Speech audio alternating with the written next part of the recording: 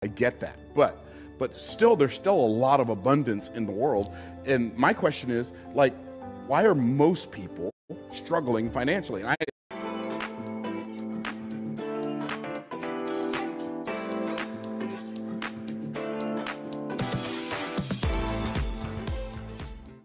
have you ever wondered why in a world of abundance, in a country of abundance, so many people live like paycheck to paycheck? They live hand to mouth. They can't seem to figure it out.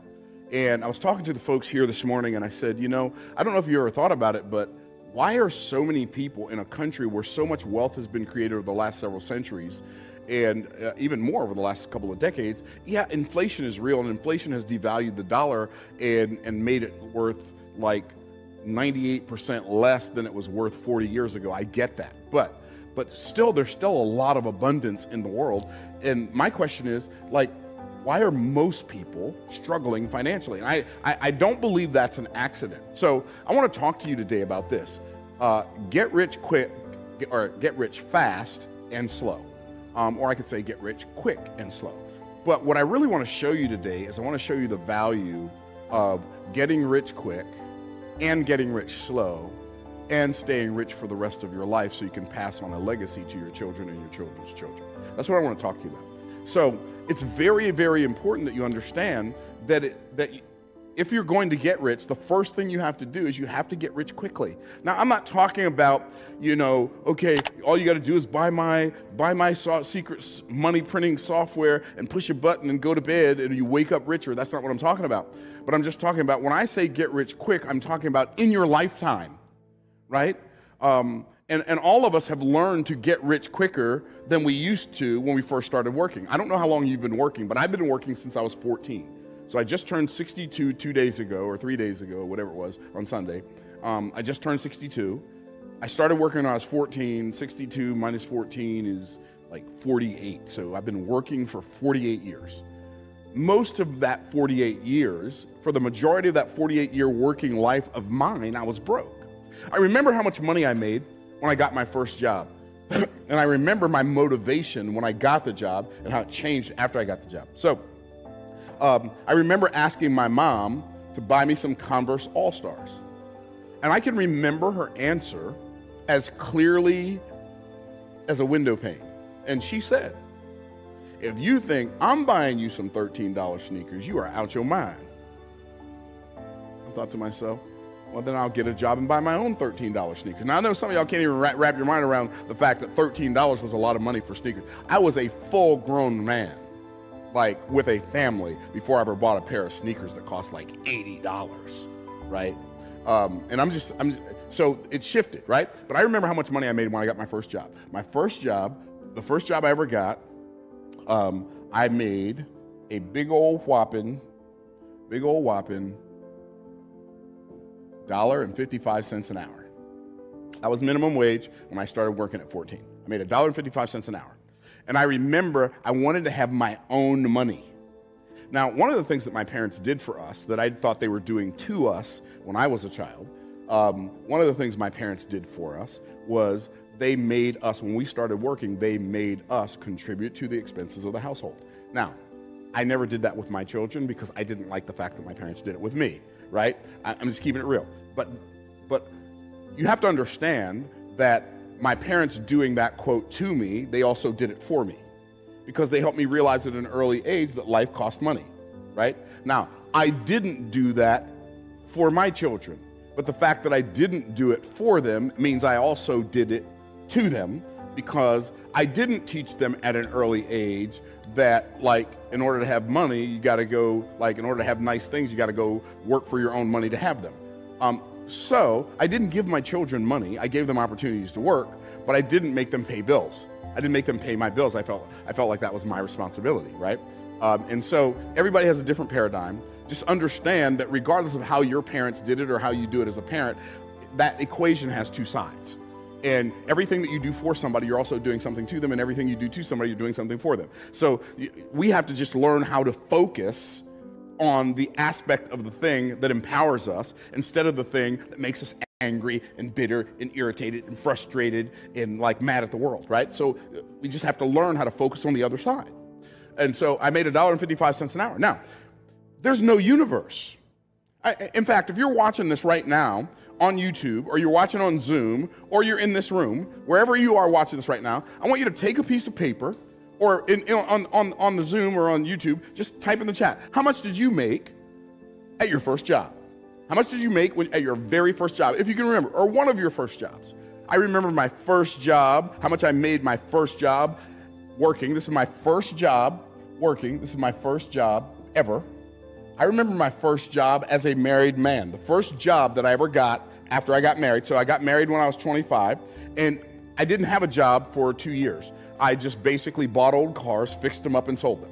Sometimes I would sell old cars, and then I would get an old car, I'd get somebody to give me their old car until I fixed it up, and then I would go and sell it, and then when the person brought me the money, I would take that person with me to the person's house I got the car from. I would pay the person for the car that I got from, they would give me the title, and then I would sign it over to the new person. Like, I was very creative, right? Because I didn't have the money to buy the car up front, so what I would do is I would acquire the car, and then sell the car, and then pay for the car, and then keep the difference.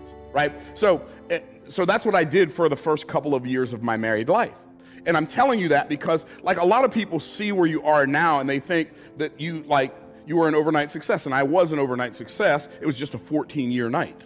Okay, so it was a very, very, very, very, very long night. And so I remember my first job as a married man. Now, I'm married. I've got one child. I've got an apartment. I've got, I have a car. And now I've got like electric bill to pay, gas bill to pay, water bill to pay, telephone bill, not cell phone, like the one that used to hang on the wall with the wire on it that connected you to the house, that one. So I had a phone bill to pay. So I had all these bills to pay. And I remember my first job as a married man. And this was, by the way, was in I was 27. So that would have been in 1986. Or 87. I made $6.25 an hour driving a trash truck. Now, here's why I wanted you to write down how much money you made when you first got your first job. I want you to think about the question I'm about to ask you. Is there any universe in which you would allow yourself to accept that as pay for work you do now? No. Like, I don't care who you are watching this right now, unless you just got your first job yesterday, right? You are not willing to go back and accept what you made from your first job as payment for work you do now. You're just not willing to do that. None of us are. Why? So what's the difference? Why was I willing to work for $1.55 an hour back then, or $6.25 an hour back then, and now I'm not even willing to work for less than $40,000 an hour? And I know, and I did that on purpose because I know you're thinking, well, $40,000 an hour, that's ridiculous. Right, it is ridiculous, but it's no more ridiculous than $1.55 an hour. In fact, I submit to you that it's a much less ridiculous, right? And the reality is, everybody tap yourself on the chest, say me, you have decided that there is an amount of money that you will work for, and there are amounts of money you won't work for. Now, let me ask you a question. Who is the one that set that standard? Everybody type yourself on the chest, say, I did. That's right, you did it. So the amount of money that you get paid right now, whatever that is, you did it to yourself. So if you establish the current standard, you establish past standards, why can't you establish a new standard? That's a good question, right? And so that I am not willing to do this work right here anymore for any less than this amount right here. Now, why is it important that you get rich quick? Here's why it's important that you get rich quick. Because wealth is measured more in time than it is in money. If you make $1 million, are you rich? Well, it depends. If you make $25,000 a year, right, $25,000 a year, and you work for 40 years, you've made $1 million. Question, not a trick question at all. Are you rich? No, you're not rich. But what if you make the same $1 million in 1 year? Now are you rich? 100%. Not only are you rich, you're 40 times richer than this person, even though y'all both made the same amount of money. What's the difference? How long it took you to make it. So I submit to you that if you're watching this YouTube video right now, or if you're sitting in this room right now, or if you're on that Zoom right now, you are already making enough money to be rich. You're just making it too slow. Here's one of the things it says in Genesis chapter 9. Might be Genesis chapter 8, but I'm pretty sure it's Genesis chapter 9. Genesis chapter 9, I think it's around verse 22. It said that God told Noah, he said, as long as the world lasts, seed time and harvest time, hot and cold, summer and winter, shall not cease. Right?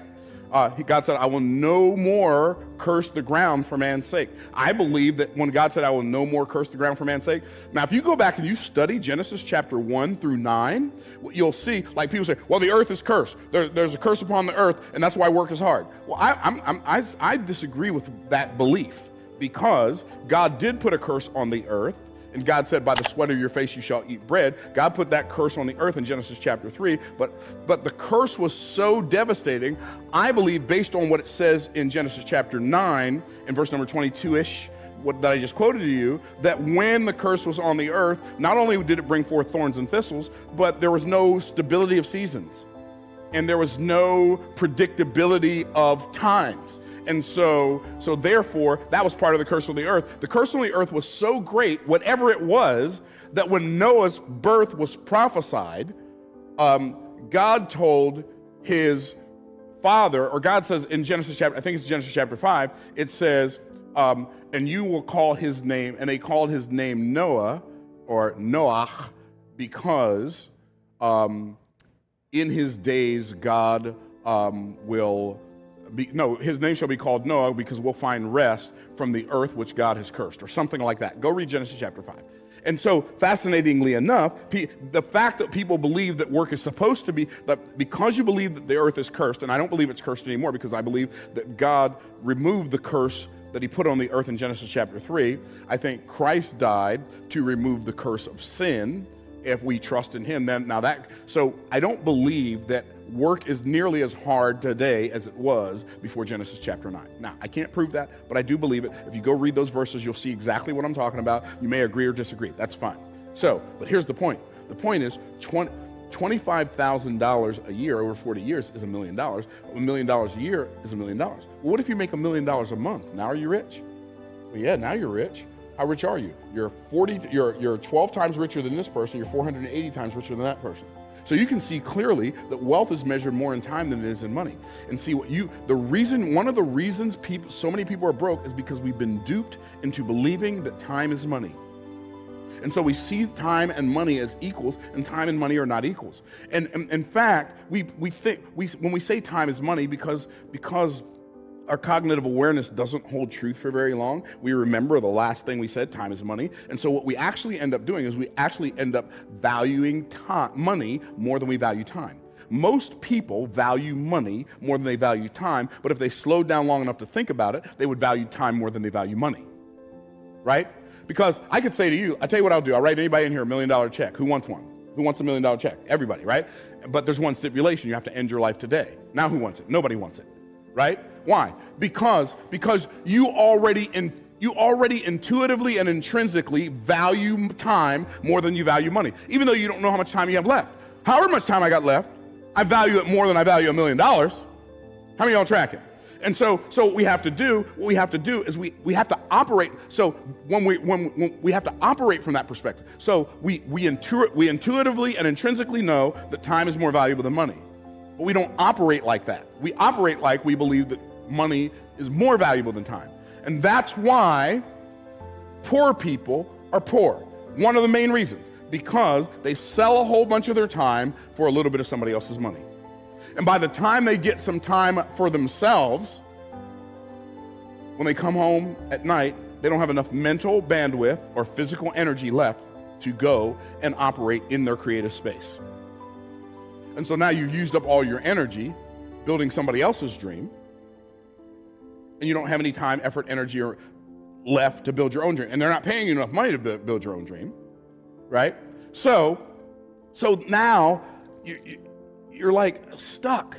But not only when we value money more than we value time, do we sell a whole bunch of our time for a little bit of somebody else's money, but the next thing we do is we waste a whole bunch of time trying to save a little bit of money. Now that doesn't make any sense.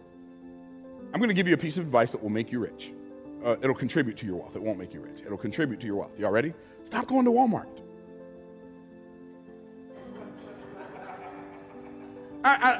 No offense, Walmart, but the thing is too big. It wastes too much time. You know what you want to say? You want to get you a little richer? Stop going to the store, period. It's such a huge waste of time, right? See, I promise you, one of the reasons people who are richer than you is because they value time more than you do. It'll change your life. It'll change your life when you stop wasting time to save money. So what we got to do is we got to get to the place in our lives where instead of wasting time to save money, we invest our time to multiply money. But better than that, we use our money to get time back instead of using time to get money back. And if I had to trade all of my money to get more time, I would do it. If I had to trade all of my time to get more money, I wouldn't do that, ever. How many of y'all tracking? And see, most people don't get that relationship, and so they stay stuck because they keep valuing money more than they value time. How many of y'all tracking? Wave at me, my peeps. Okay, so what we have to do, we want to get rich. We want to get rich because one of the reasons you want to get rich fast is because